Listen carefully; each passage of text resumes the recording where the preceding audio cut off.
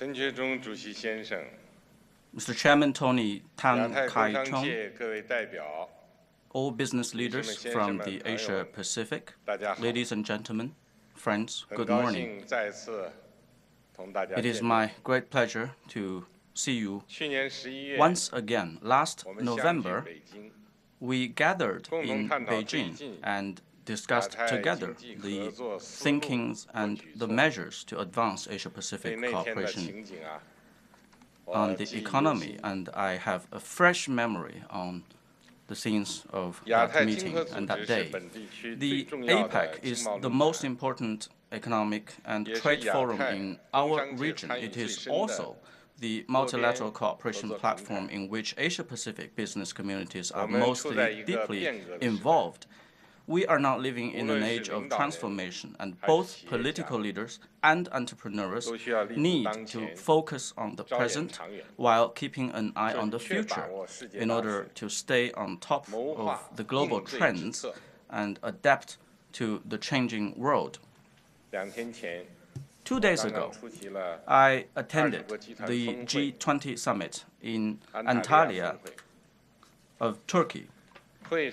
At the meeting, world leaders had in-depth discussions on the major challenges facing the global economy, as well as on the ways to deal with these challenges. The basic view that leaders came to share is that the global economy, which is on a course of slow recovery, is not yet solidly based and is still fraught with considerable destabilizing factors and uncertainties. Many countries expressed worries that the divergence of the monetary policies in advanced economies might lead to disorderly capital flows, high global indebtedness, and low market confidence.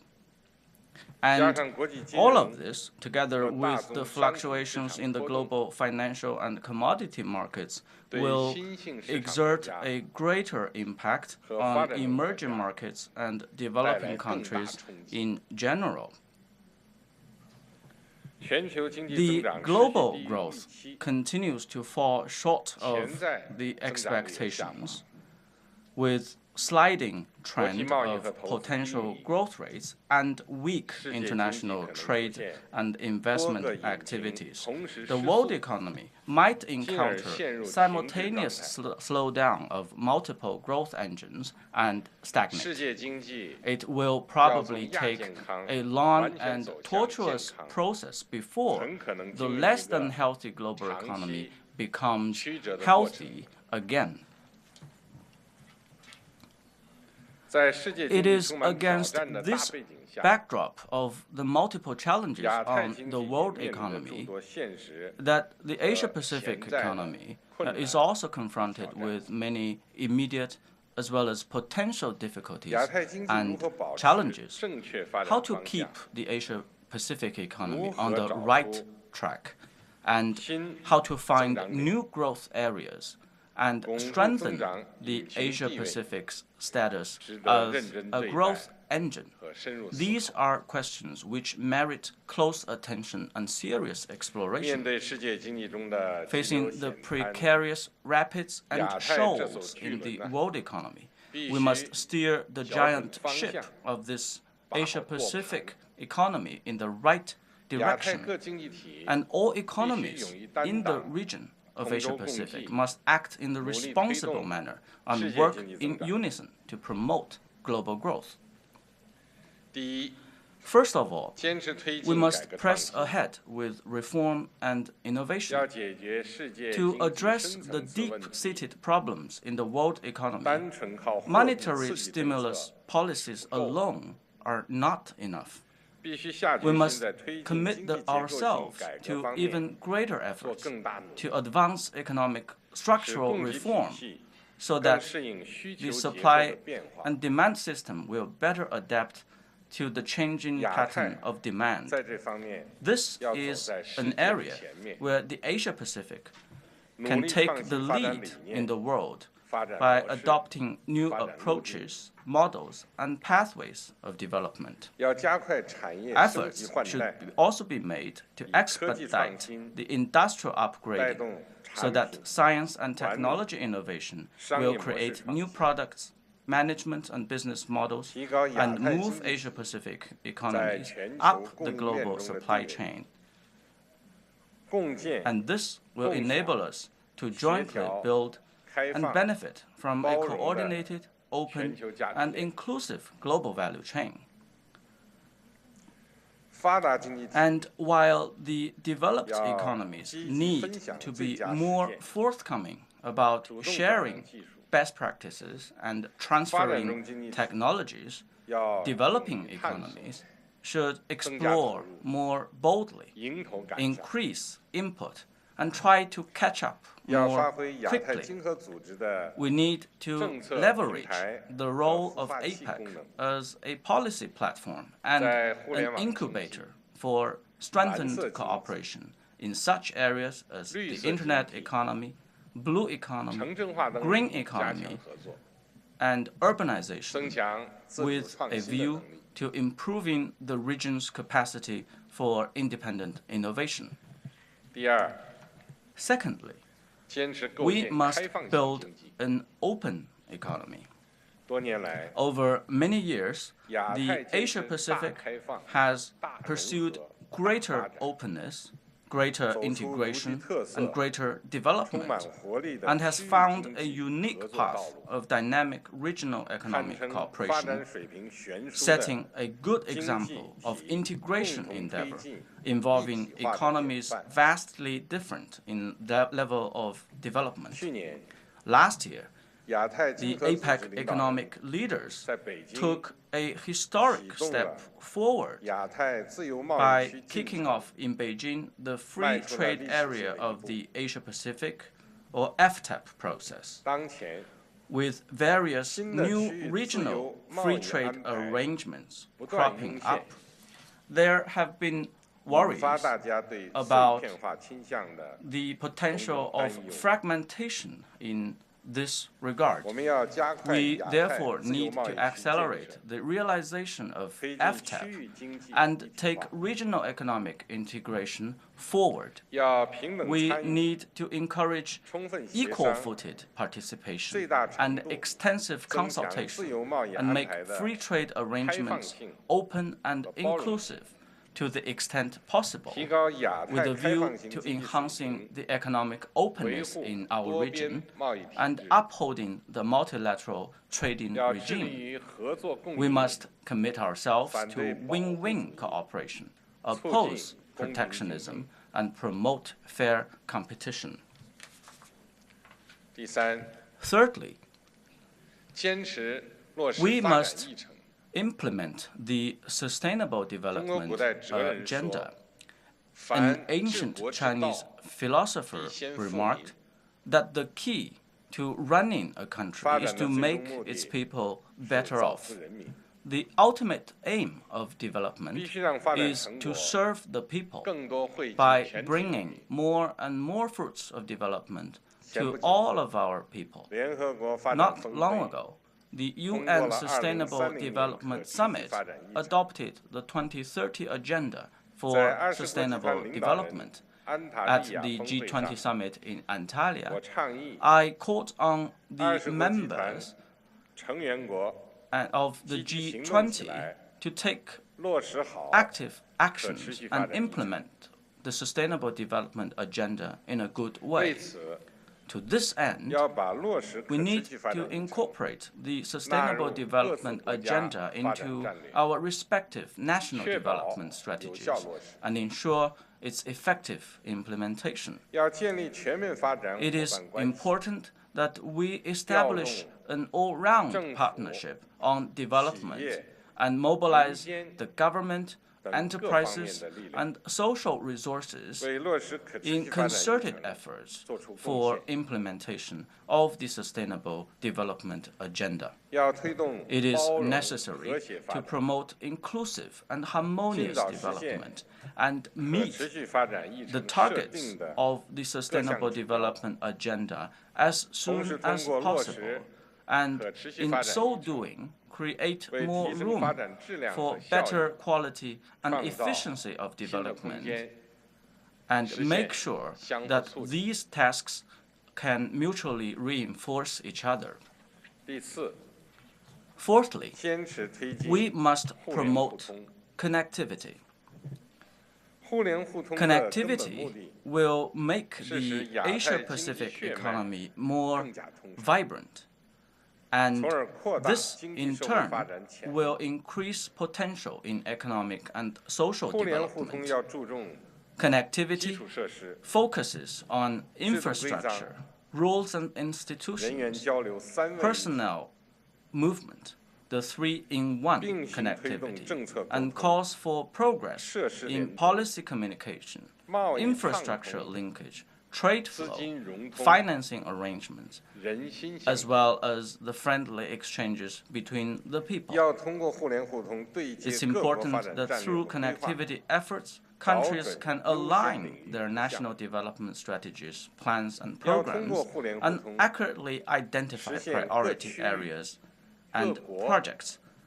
Through connected efforts, regions and countries can conduct trade in production factors, complement each other's industrial advantages and production capacity, and learn from each other's development experience.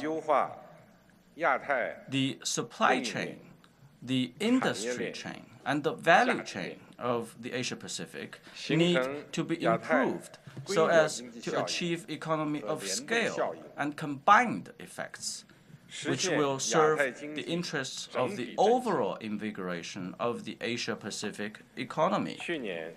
Last year, we adopted in Beijing the APEC Connectivity Blueprint. This connectivity blueprint needs to be earnestly followed through in order to achieve tangible results. Even the shortest journey can't be finished without taking the first step. Even the most trivial task can't be completed without taking actions. No blueprint will just automatically come true. When it comes to realizing the goals we set, all APEC members need to work hand in hand.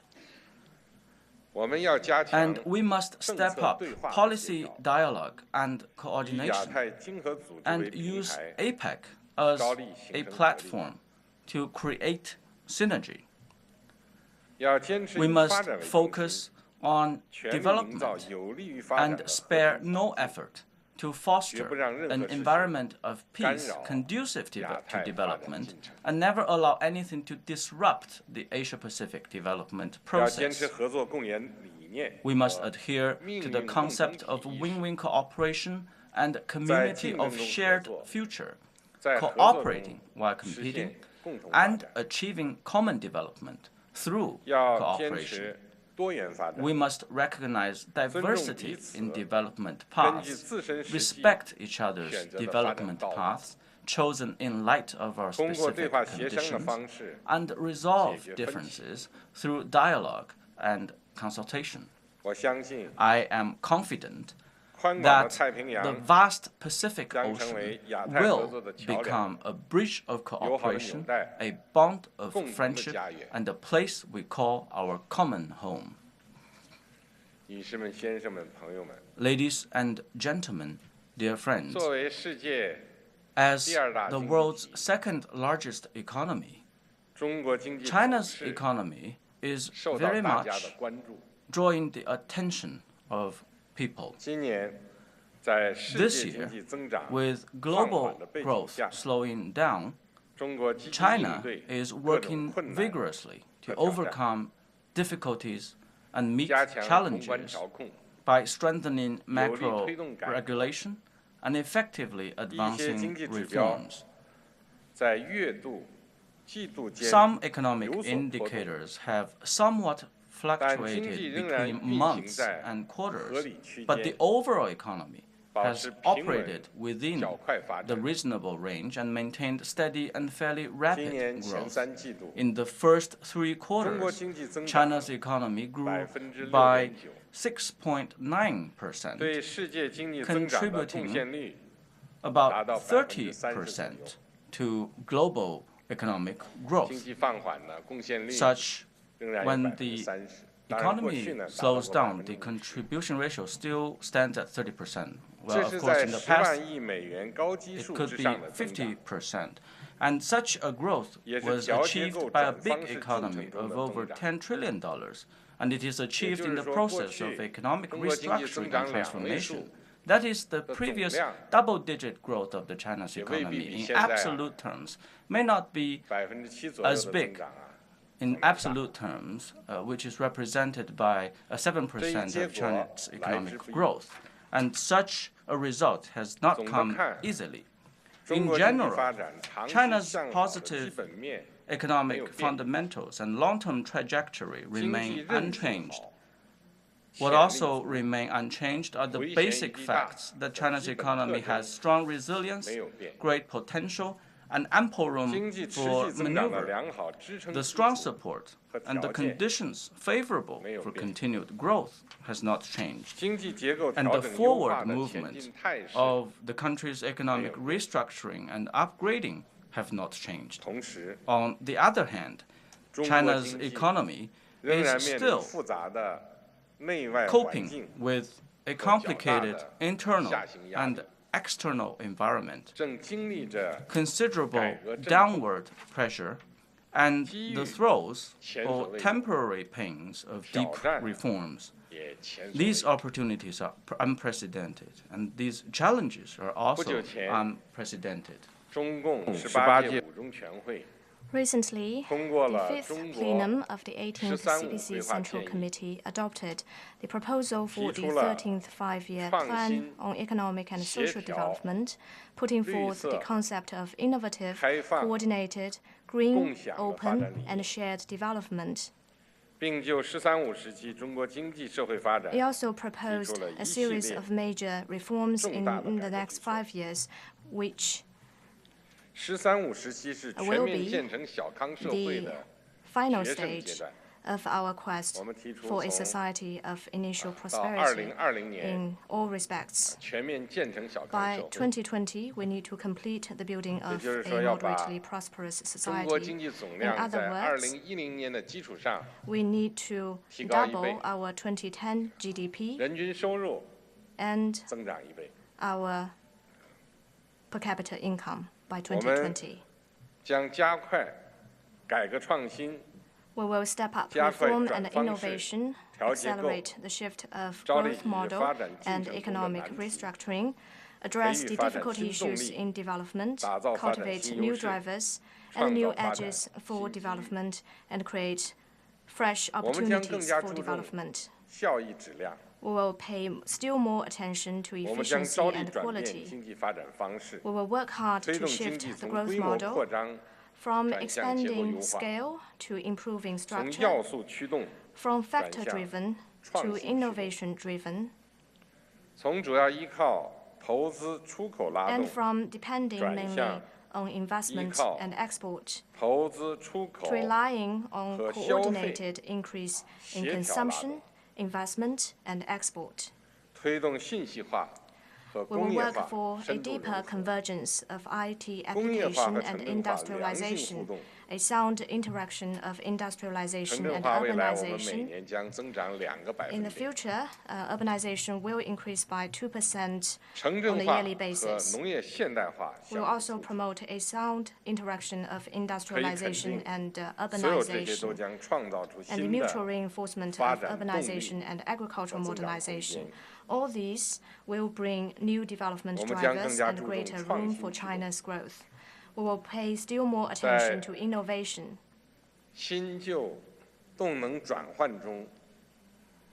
As we transition from the old engines to the new engines, we will vigorously implement the strategy of innovation-driven development lay greater emphasis on innovation and harness its multiplier effect in boosting growth.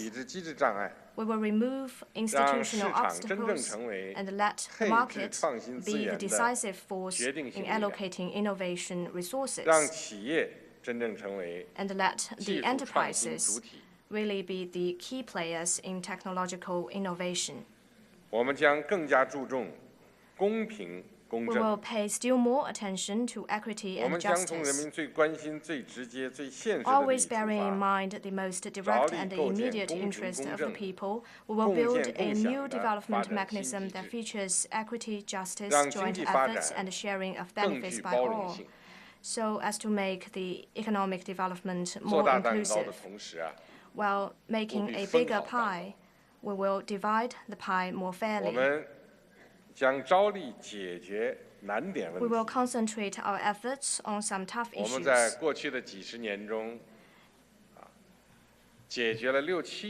In the past decades, we lifted 600 to 700 million Chinese people out of poverty. This is in itself a major contribution to human progress. In the next 5 years, all the remaining 70 million plus rural people living below China's current poverty line will be lifted out of poverty. This will also be an important part of our efforts to implement the 2030 Agenda for Sustainable Development. We will pay still more attention to green development. We will make ecological progress part and parcel of the entire process of our economic and social development, with a view to achieving sustainable development. We will strengthen our capacity to adapt to climate change. In this regard, we are also stepping up international cooperation. For example, we issued a joint presidential statement on climate change with the United States, and we also issued a joint statement with France on climate change. We will stick to our basic state policy of resource conservation and environment protection, and turn China into a beautiful country with blue sky, green land, and clear water. We will pay still more attention to opening to the outside world. While pushing for a more proactive strategy of opening up, we will build a new system of open economy with an even higher level of openness. We will accelerate efforts to build high-standard FTAs. The negotiations for upgrading the China-ASEAN FTA are almost completed and will soon produce positive results. The China-Australia FTA and the China-ROK FTA are expected to take effect by the end of the year, creating new drivers for economic growth. We are also ready to work with relevant parties to conclude the RCEP negotiations at an early date and speed up negotiations for FTA between China, Japan, and ROK. We will step up reforms of the foreign investors management system, substantially cut restrictions on market access for foreign investment, improve IPR protection, and foster an open, transparent, fair, and highly efficient market environment. Here, I would like to reiterate that China's policy on welcoming foreign investment will not change, nor will its protection of the legitimate rights and interests of foreign invested companies, or its commitment to provide better services for them. China's door to the outside world will forever stay open. Ladies and gentlemen, friends,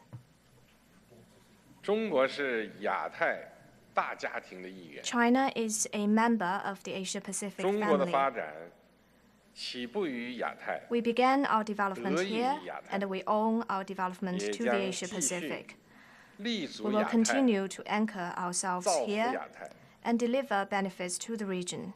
2年前 2 years ago, 我倡议共建 I 丝绸之 proposed 路 the initiative 经 of 济带 jointly building the Silk Road 21 economic 世纪 belt and the 海上丝绸之路 21st century maritime Silk Road. 2年来，一带一路 The initiative 得到60多个 has 国 since 家和国际组 received 织 warm 积极响 responses 应， from and 参与 active participation by over 势头 60 一起 countries and international 效应出现 organizations. The Belt and Road Initiative is gaining momentum and achieving some initial results.